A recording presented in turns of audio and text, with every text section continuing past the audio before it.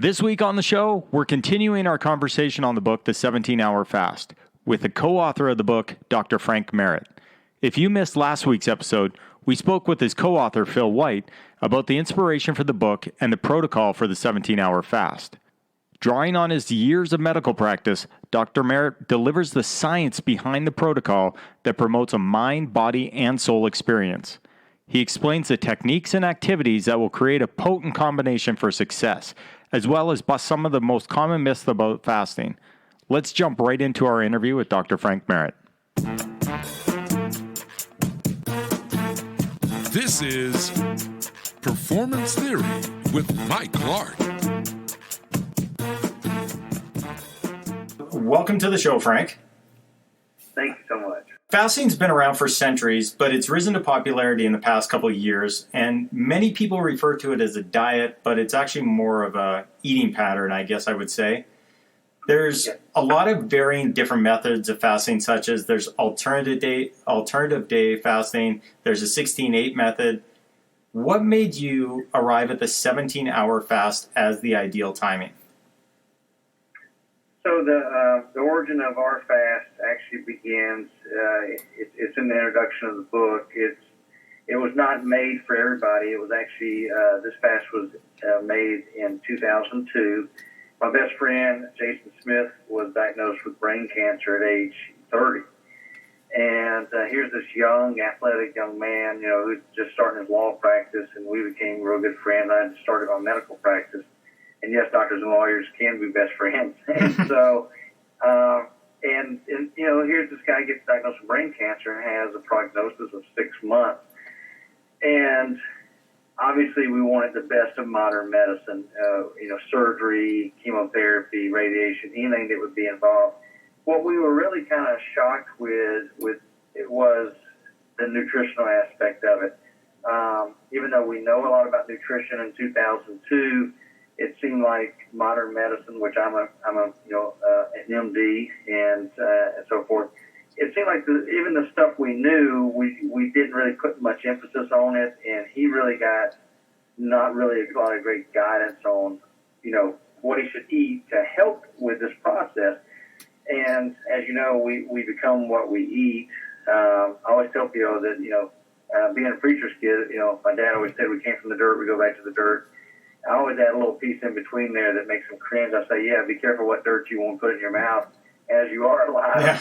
And the point is, it really is important what form of substance, because our bodies are always turning over cells, whether it be red blood cells, skin, whatever, that we have to have nutrition. We have to have dirt to continue, whether that be plant, animal, or otherwise. We get our nutrients from the things that we ingest, and because there's a turnover, and if we don't, we can't live. So it's an interesting thing that I was just like, here's this basic principle of life is nutrition, and it was almost like everybody said, it's not really important. And I'm not trying to bag modern medicine because I'm a doctor and stuff, and there are a lot of great nutritional parts of it now. But back in 2002, it just really wasn't emphasized to my friend Jason. So his wife says, hey, let's figure out what could help. And she was going through all these fads in 2002. And as you know, fasting was not a fad back then. And so I actually came across 2 mice studies where they'd done some studies with fasting on mice. And I was always kind of enamored with fasting a little bit, and I'd done a little fasting because my dad, being a preacher, once again told us about fasting. And everybody knows the story where Jesus, 40 days without any food, which is an amazing feat. And other people have done that since. I think Gandhi and other people have done some amazing fasts. But so I was kind of amazed. I saw these mice studies with fasting, and I was like, wait, maybe it's not the food and the nutrition as much, which you need, definitely need to eat good food, but maybe it's actually the opposite. Maybe it's the lack of food at the right times. So we started looking at things, and we kind of came up with some numbers, and initially the numbers looked like they were more around 16. And, I think ourselves and a lot of other people thought 16 and 8 was a good thing. And I still think that's probably a good ballpark figure for a lot of people. And then later on, we kind of fine-tuned our math to the best of what we looked at studies. Actually, human studies started becoming out. A really good one in 2009 came out as later on. We kind of came out with 16.92. And that's a calculation based off of a lot of data that we came up with at Vitality Pro. And so, it was 17. And so that's the background for 17. The good news about Jason's story is that, he lived not 6 months, but he lived 7 years. That's awesome. And that's a testament. Yeah, that's a testament. It wasn't only just living 7 years. It was a high-quality life. They thought with 3 brain surgeries that he would not be mentally, too sharp. He practiced law until 2 months before he passed.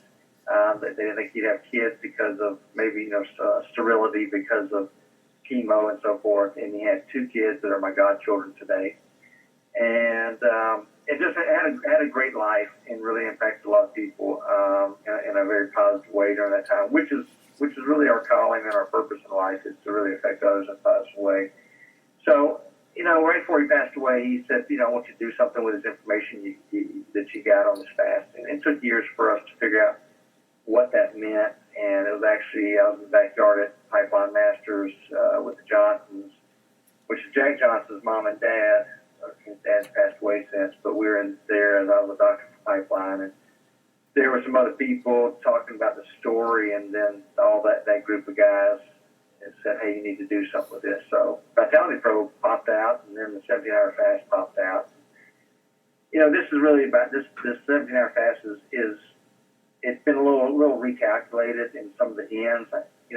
Everybody talks about fasting for 16 hours or fasting for 17 hours.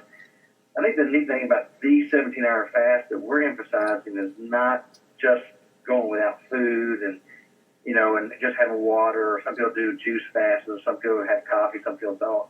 We're not just emphasizing the time without food, which is important. We're also emphasizing bookending it with the right meals. And if you read that, that's probably the biggest difference. Is really, really selective of what you do before to really set up the fast the right way, what you do after to end the fast the right way. We're also very specific on a lot of the psychosocial, even spiritual things, if you want to get into that people engage during the fasting time, so that fasting is no longer this time when you're walking around, whipping yourself and, I hate life.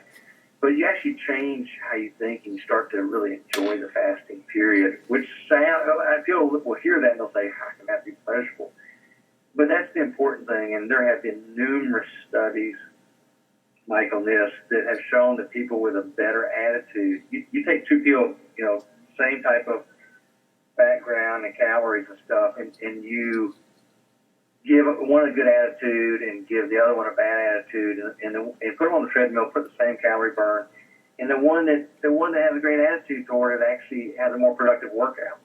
And common sense will tell us that, but there's actually been data to show that. So it's really important for us to try to book in the 17 hours with the right macro and micronutrient parts to make it so much more powerful, but also to put the right psychosocial, spiritual, and other type of activities, inspiration, whatever, during the fast, because that's what makes it so important. So the thing I like is people get back to our book that respond, and whether it's cancer patients or other people, they're telling me that they're gaining power from our fast, not only physically, but I think even more importantly, before we started the show, I told you I've had a recent surgical thing, and I'm trying to recuperate and rehab. And how do you rebound not only from physiological stressors in your life, and how do you do that? But it's also how do you recover psychologically, socially, and spiritually. And those are the little parts about 17-hour fast. People will tell me all the time, hey, I fast 17 hours. But I'll ask them, but do you do the 17-hour fast with the meals before and after, and with some of the suggested activities? Because that's when we start to have the power. And we've got some calculations that suggest that these 17-hour fasts done the right way, once a week, because, to do it right, you can't do it every day. You may fast for 17 hours every day, but to do the 17-hour fast, we'd rather people do it once a week, twice a week, and do it right. Quality over quantity. Yeah, exactly. And, Yeah, and as I think there's just more power in doing things the right way than doing them all the time. Now, you've mentioned that the macros were important. So, with that, is something like lower carbohydrates, like not necessarily going full keto, but is something like lower carbohydrates a part of that? Yes. So what we found out is a lot of Americans, and I don't know, but the Canadians I have, we call them snowbirds. They come down here to our area in Florida from Canada. So I probably got some of your neighbors down here right now. Anyway, based on our weather, I wish I was down there as well. One of the things is that the Canadians we see, I don't know if it's just a good population, but we see that Canadians are pretty healthy down here. But Americans seem to have somewhere between a 60 and 90% carbohydrate loaded diet, and that's a little alarming. So, yeah, we wanted to trim that down some. And when people get our book, they'll see the pre-meals, which is before the fast, and the post-meals, which is after. And they'll see a trim down. A lot of people will say, oh, that these are keto meals. And yeah, I mean, you could call it that because obviously when you cut down the carbs, you're increasing either protein or fat, and hopefully good fats. So they're a little bit more keto. Fat. I'll say this for your population that's listening to this is that there really is a big difference. You mentioned fasting is not a diet, which you're exactly right. Keto is a diet, and so keto diet and fasting are two totally different things. The interesting thing is a keto diet, it does make ketones from fat, but it's making it from eating more fat. Fasting is, I think, superior to keto diet, and not that you can't use a little bit of both together, a little bit, and we talk about we go a little more keto with our meals, but why put more fat into your body to produce ketones? Why not use your body's own fat to produce those ketones, and therefore, diminish the amount of fatty deposits that are in the liver, which is known as fatty liver disease. Lose your intra-abdominal fat, which is related to diabetes, cholesterol, hypertension, heart disease, etc. So I think the beautiful thing about fasting, and is that we didn't invent fasting, and neither did the other people that are all in this craze. And now everybody in the world's an expert in writing a book about fasting. Listen, fasting's been around since the beginning of mankind, and I come from a Judeo-Christian background. I still come from Muslim, and I have Jewish friends. I just saw them this morning. And so it's interesting that every major religion in the world and every major culture historically in the world has fasting. And it's a really unique thing that you go, okay, wait, everybody's always been on to the right thing, or everybody's been totally wrong the whole time, and I'm more with the former. And fasting is so neat compared to, like you said, they're so uniquely different than dieting, because you think about these people, they got shows about people that hoard a lot of stuff in their house and in their garages. We live in a highly, let's say, anabolic society. Always putting calories in, always putting protein in, always putting stuff in, that we sometimes forget that there's time at our houses and our cars that you just got to clean out stuff in your, in the house. My mom, we'd always, like, once a month, my mom, when I was growing up, she'd make us clean our rooms out. And you kept those shoe boxes and just all kinds of stuff. I grew up real poor, so we kept everything. And it was great because you got rid of stuff and you kept the quality stuff. I think the neat thing about fasting is it has a select way of getting rid of junk, primarily. The way the body's set up, the body's a massive recycling bin. You look at red blood cells that get old, they get manufactured into bile, which helps with digestion, and there's so many examples of how everything in the body kind of gets reused in a neat way. And fasting with autophagy, which is self-eating, it's neat that whether it be the myelin sheath around the nerves or it be fatty deposits of liver or whatever it be, when we fast, we turn on autophagy, or autophagy, as some people may pronounce it, if that makes more sense to you. It's the body's going to go and clean out the bad stuff first. So fasting is uniquely set up where the body is is really, doing a spring cleaning, if you will, and you're talking about quality of mass versus just quantity of mass. One of the main, I guess, drawbacks that some people have to it is they've been kind of inundated throughout their entire life that it's unhealthy to skip breakfast and it's unhealthy to skip meals, the 3 square meals that we're supposed to have. And fasting is going to stick you into this starvation state where your body's not going to know what it's doing and it's going to start holding on to fat instead of burning it. Fasting doesn't do that, correct? And it's not unhealthy to skip breakfast? So we went back and did a little research, and we found, everybody in America and probably other places I met, like, breakfast is the most important meal of the day. So we just hit that theory on, and I'm not telling people they should or shouldn't have breakfast. What we're offering is to try this. So, in 1917, there was an article about breakfast being the most important meal of the day, and we put the whole history of that in the book about how that was used by cereal companies and so forth. And we want to be fair about this. Most people were dying of or having disease from malnutrition and lack of nutrients back in that time, okay? At least in the United States, but also worldwide because of world wars, et cetera. So we think that people were well intended, but now times have changed because a lot of Americans and other people in highly developed countries are dying of macronutrition with obesity and all the related diseases. If you look at about 96, 97% of why, at least Americans, I'm an American doctor, so I'm going to bring up American statistics that I know, we're not dying of diseases of people dying in other countries. We're dying of eating too much and eating too much of the wrong thing. And that manifests, like I said, it manifests in diabetes, heart disease, cancer, cholesterol, high blood pressure. And it's really interesting that going without the food, and all we're suggesting is try it once a week. And doing that once a week kind of gets the body to have more resiliency.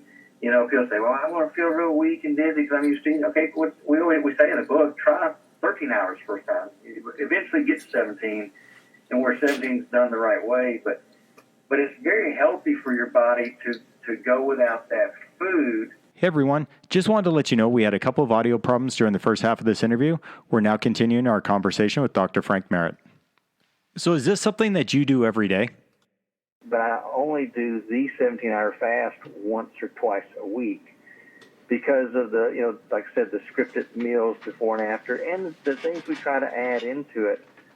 And so some people are skeptical. They're like, well, how am I going to get great results with doing something just once a week? And here's the psychology of that. Number one, somebody gets into and I'm not saying anything bad against these fitness challenges and the keto challenges and all that kind of stuff, but, the studies show that the people that go into an all-in crazy month of fitness, at a 2-year mark, most of those people, unfortunately, will not be healthy. And that's just data. So what we at Vitality Pro wanted to look at was the 2-year mark and beyond, because that seems to be something really, really statistically powerful. So we actually start looking, and we work with behavioral psychologists a lot, because you can build the greatest thing and engineer the greatest thing, but if nobody's going to do it, then who cares? So we've got to find a way for it to work for people to do it. Well, it's really interesting that, like, Alcoholics Anonymous meet once a week. Most drug programs, substance abuse programs, once you're released from the acute phase, meet once a week. It's interesting that most religions meet once a week. We found some data in psychological studies that showed that there was something magical and very powerful about a program that meets every 5 to 8 days, which is about once a week, keeping people on track. So what happens when you go, say you go to your religious activity or you go to Alcoholics Anonymous or whatever you go to, Weight Watchers meets once a week. You go to that thing once a week, you know the high standard that you're supposed to do. And what's neat about it is a lot of the things that you do there still hold value the other days of the week while you're not at the meeting or the church service or whatever. So say that I go to church or I go to a spiritual type of situation, I don't go to church every day of the week, but I may let the activity of prayer bleed over and be part of my daily life. I may read a scripture every morning just to kind of get a positive attitude toward things every day of the morning. You know, if I go to Weight Watchers, I may not do everything we did at the Weight Watchers meeting, but I may implement a little piece of that every day. So the neat thing about 17-hour fast is when we saw this data, it was really important because, and what I like now is people have been doing this for years through Vitality Pro and other people we talked to before the book, but now we've got enough time that people have been doing it for a book, that people are getting back with us and telling us, hey, I'm at the 1 year mark and I'm better than ever and I've lost more weight, or my diabetes, I don't have to take insulin anymore, or whatever the result is. And they're telling us that now at the 6 month and at the year and at the 2 year and at the 5 year mark. And I think that's the beauty of going with the psychological studies and the real data. You know, there's so much data behind the 17-hour fast that doing it once a week the right way, yes, you may fast 15 hours of the days. You may eat a lower carb meal, but the bleed over effect, if you will, of the good stuff that's in the 17-hour fast, that's why we're having the 2 year mark. Hey, people's lifestyle has changed, and we feel really, really good about that. And there's still room for. And I had a gym owner that we did a thing with, and he said, hey, it's kind of like you're saying that we shouldn't be doing a 30-day fitness challenge and all that. And that's not what I'm saying.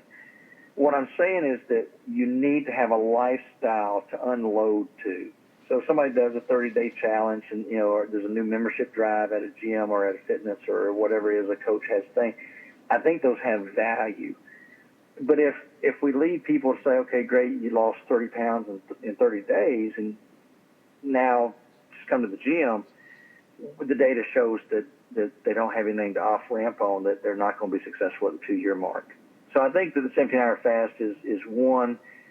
But, you know, and we're not the only one. Like I mentioned, Weight Watchers. Weight Watchers is not really hot topic these days. Obviously, yeah. It's probably something my grandma did or something. You know, so it's not a fad. It's not cool. But honestly, if you look at the data, it's very effective for those that continue to do it. You know, so we try to be very data driven and very common sense driven on our approach. So we're looking for that long-term effect. Who would most benefit from fasting, and who should avoid it? You know, I think there's value in fasting for everybody out there, and whether that's physical, or it's mental, or it's psychological, or it's social, or it's spiritual. I think fasting, like I said, has been with us from the beginning of time, and even though America and the world will get on to some other crazy, who knows what the next fad will be, probably a spaghetti, you know, diet or something crazy. You know, I think we've got to think of fasting as something that's been around forever. It's as old as the sun, and it's not going to go away until the sun's gone. I hope people will always fast. So I think everybody can benefit from it. I think those people with the morbidity states, like I mentioned, diabetes, cholesterol, blood pressure, which leads to stroke. You know, three of the 5 leading causes of death, at least in the United States and most developed countries, are heart disease, stroke, and cancer. And so when you take those 6 diseases I just listed, that's over 90% of the reason people die in most developed countries. So the power to do something like fasting along with other fitness and health-related endeavors is very, very powerful, Mike. From a statistical standpoint, we always talk about getting the low-lying fruit, the common denominator that is the easiest that can transform somebody's life, and that's the reason, you know, we came up with 17-hour fast. Now, the other part of your question was brilliant, and I only have a few hosts that will ask me that. Who shouldn't fast? Well, I don't think that type 1 diabetics, because of their constant need for glucose and insulin, would be ideal candidates for the 17-hour fast or any type of intermittent fasting. Now, there have been exceptions where people are really, really good with themselves, and they got their pump, their infusion pump, and they're working with their endocrinologist, and they have found a way to do something. But I would not recommend it to any of my patients that are type 1 diabetics. I would not recommend it to people that suffer with anorexia nervosa or bulimia nervosa or any other type of digestive disorder. Recently I've had to have a little surgery for a digestive anomaly, and this is not a good time for me to be doing the 17-hour fast, but maybe in a year or so, once I'm doing well, I'll be able to implement 17-hour fast, or I'll probably implement the performance which is I think in chapter 9 or 10, where you actually gain a little bit of weight, gain muscle with fasting, driving it just like a workout drives you to build better muscle. Fasting can be used to actually make you gain some muscle if done the right way. So it's one of those things where I think there's a lot of common sense there. If you're in a medical acute situation, post-surgical situation like myself or some of those other things, probably not the time to do it. Maybe a better time later in life. And we won't. I think chapter 3 talks about going to your doctor, getting your labs drawn, or whoever, nurse practitioner. It's really interesting, Mike, that at least where I'm from, people are either totally into medicine and probably take too many medicines, in my opinion as a doctor, or they're like on the other extreme where, I don't take a single medicine, even if I really, really need it. And I think what we wanted to write was a book with balance and common sense. And we talk about, if you got type 2 diabetes and you're going to do some fasting, other health endeavors, I'm sure you've had clients that were too heavy, which leads to, is one of the causes of diabetes type 2. Yes. And, as they start to change their body habitus and don't, they become, can I say the word less diabetic? That's probably not medically what I should say, but their demands change, their body changes, and they're able to work with their physician and now lower the amount of medicine they need because they become, their diabetic need becomes less. And we've even had some people that, get off of all their medicines for diabetes. I think that's great. But as people are going through that flux, they're going to need to stay in constant contact with their healthcare provider so that medicines can be adjusted and other things can be watched. It's just, we want people to be safe, and we're looking for that 1 year, 2 year, 15 year, and life changes. At one moment you want to win a bodybuilding competition or weightlifting, and the next somebody else, they want to be able to watch their grandkids graduate from college or something. So it's all about giving people the longevity and the vitality that they want. Now, if we look at fasting in coordination with other procedures or medications, what was Jason's regiment? Did he did the fasting in coordination with, I believe he did chemo treatments as well? Yeah, so Jason, and I don't want to get into, I guess, his HIPAA, so to speak, even though I wasn't his doctor, I was his friend, but he went through typical cancer treatments, surgeries, I think some chemo and radiation and so forth. And when we looked at those mice studies back, this is back 2002, once again, fasting wasn't even on the radar except for people, that did it on their own. We found that the mice studies were interesting because, as you know, with chemo, a lot of times there's a lowering of white blood cells, red blood cells, and other fast turnover cells like hair and skin. Yeah. So people lose their hair a lot of times.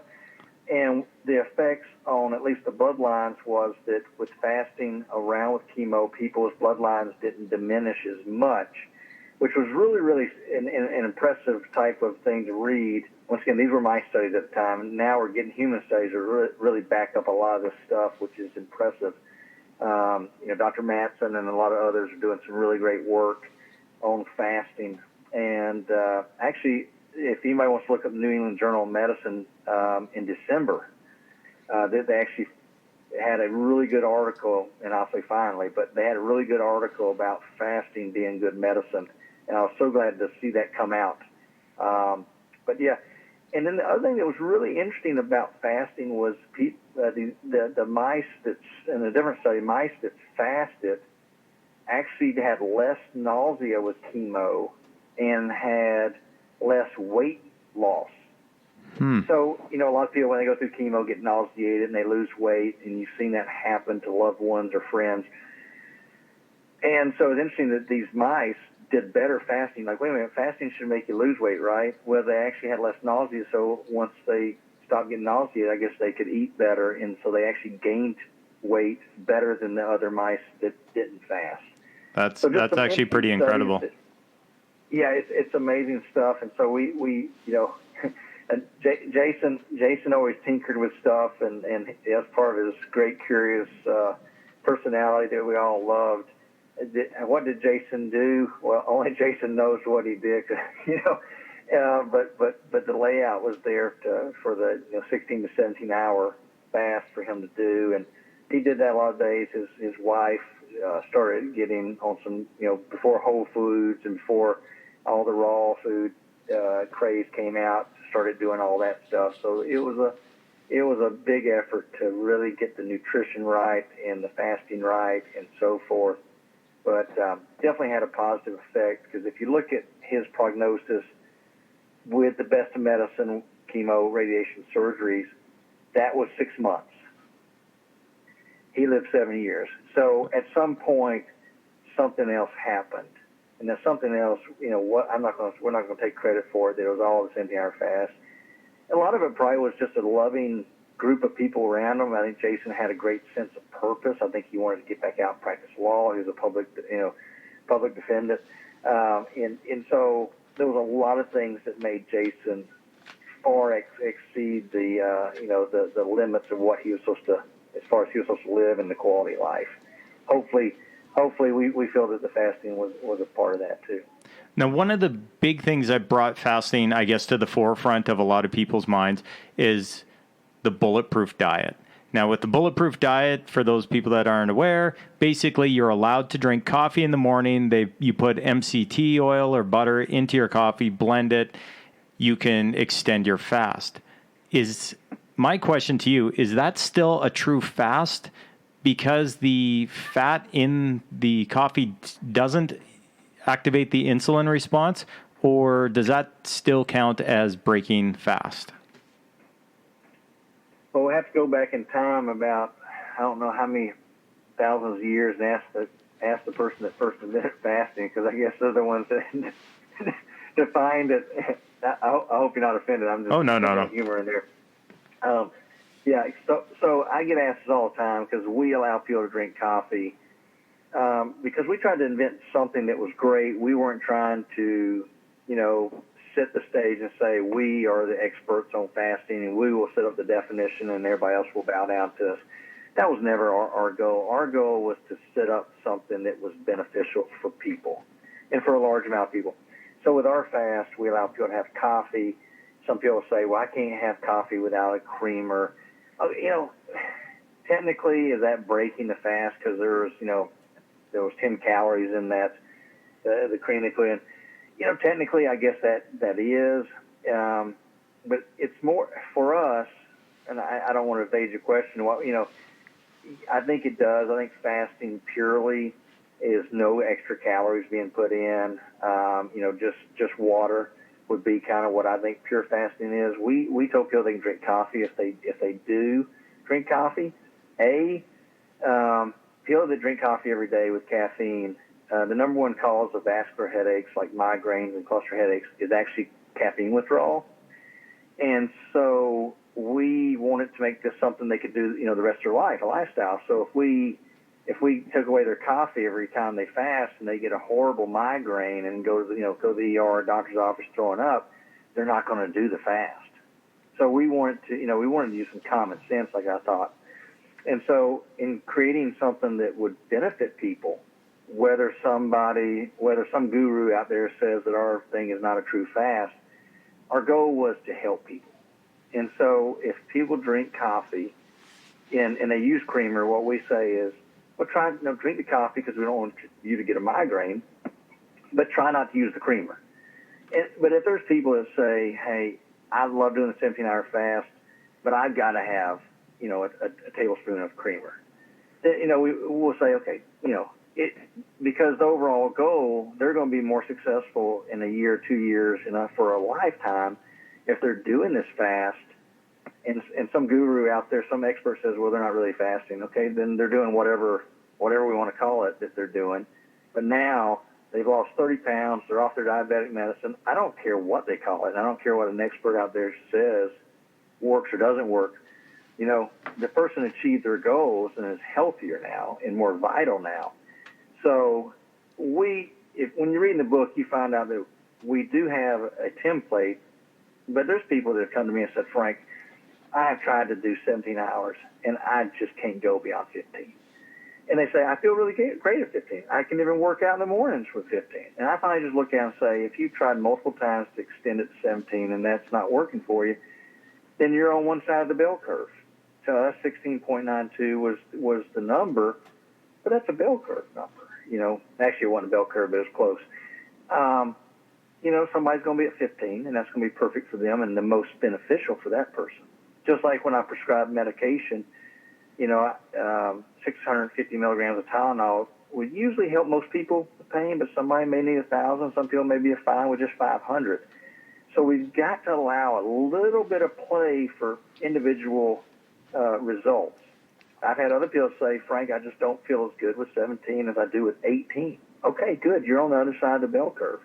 Then if 18 is what your body likes and does the best with that, that's great. For those people who love to hit the gym, love to work out, will fasting cause muscle loss? I think anything done the wrong way will cause detriment to your body, and things done the right way will add to the body.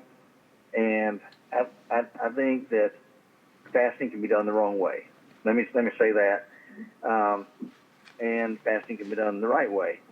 And so, you know, if they're fasting every day, and that's one of the things I don't like about fads. You know, we always have fads, and like I said, you look back and there was the Mediterranean diet, which I really like as a lifestyle. And then there's the paleo, and you know, there's the industry, the health and fitness industry, really always promotes new fads because that's how they get to sell all their stuff, books, etc. And I hope the 17-hour fast is just as effective in 30 years as it is today, whether anybody's still reading it or not. So I don't like fads because they become about selling items versus truth.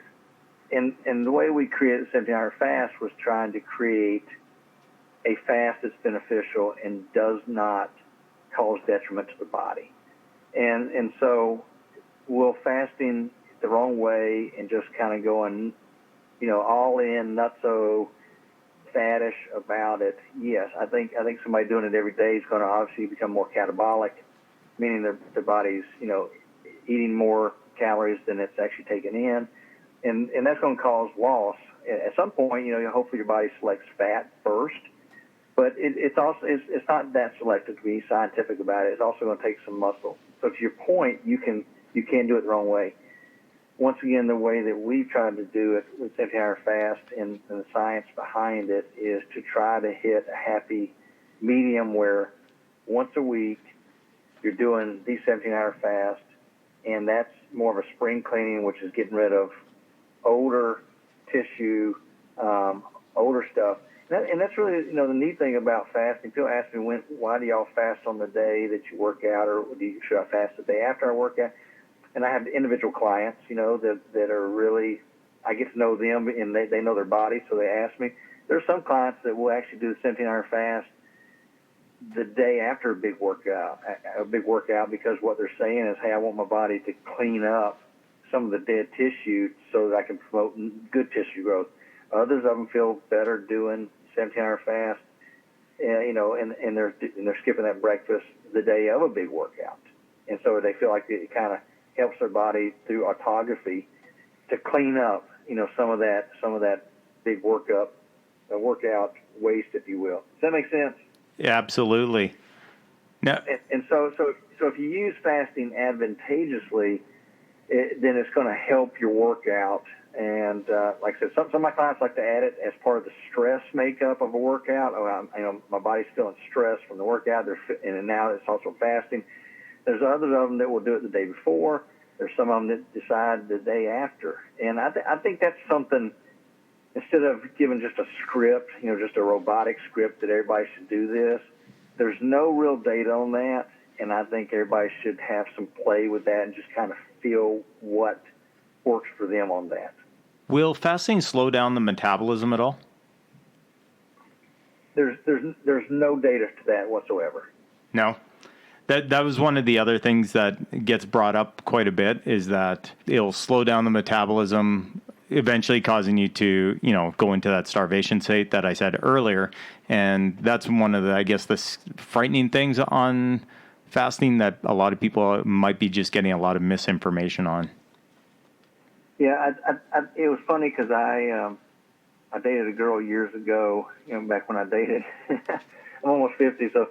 But it was funny, we dated. I remember one of the funniest things, she was really, really sharp, smarter than I am in a lot of ways. But she always said, the more I eat, the more my metabolism, and the less I eat, the less my metabolism. And I'm not here to debate that with you, but we now know that the metabolism is large in part governed by hormones. And, the thyroid is the governor of metabolism. So, people deal with slow metabolism would be more people with hypothyroidism, and people with high metabolism would be hyperthyroidism. And then there's a normal range within that. We all know that person that is normal but can eat more than we can and never gain a pound. My wife accuses me of that. There's other people that, even with a, quote, normal range of thyroid that, just always put on a little bit more weight. But I don't think the food you ingest or don't ingest turns on the thyroid or doesn't turn it on. It's no science really backs that up. I really want to thank you for joining us today on Performance Theory. Where can people reach out to you if they have any further questions?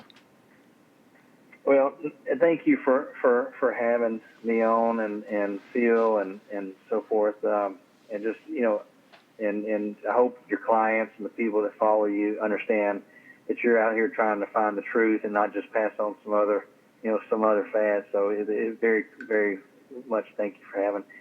We've got a website, or there's a website out there, 17hourfast.com, with the 1 and the 7 hourfast.com. They can go to that. They can contact us through that. They can buy a book, and we don't always get a hold of everybody, around, but we've obviously had people with touching stories, cancer survivors, etc. And obviously with Jason's story, we tried to get back, and we've formed a lot of relationships with people around the world that are fighting different illnesses and so forth. It's fun to work with elite athletes. Everybody likes to see an elite athlete, what they can do. So I do work with those, but the thing that really inspires us is more the patient or somebody that's got a lot to overcome. So we contact through that. We've also got our new website for Vitality Pro is Vitality Pro USA. Maybe you can help us get a Vitality Pro Canada. That'd be awesome. Right? Yeah, we got a VitalityProUSA.com, and we see that we're going to have one for Hawaii coming up, and probably one in Australia. So we picked that website, VitalityProUSA.com, and people can look through stuff and see what we do. And Lord willing, I'm gonna recover from this surgery as soon as I can and get back, and we'll start having some camps. And the main thing we do at Vitality Pro is we don't distribute like you are a distributor of health and fitness and wellness to the people, and you're a blessing to those people. What we do is we really build and engineer things, modalities, and workouts and other pieces scientifically for those that do distribute, whether it's a college football team, professional team, more health-related thing like healthcare providers. And so that's really what we feel like is our niche at Vitality Pro. But it is fun because we do put on some camps every once in a while, and we get to road test some of our new modalities. And so that's always fun to get people to come over and, try some new stuff before we give it to whoever is going to have that licensed product. And so sometimes you find out that, no, people can't swim like that. It's a great calculation, but that's not possible.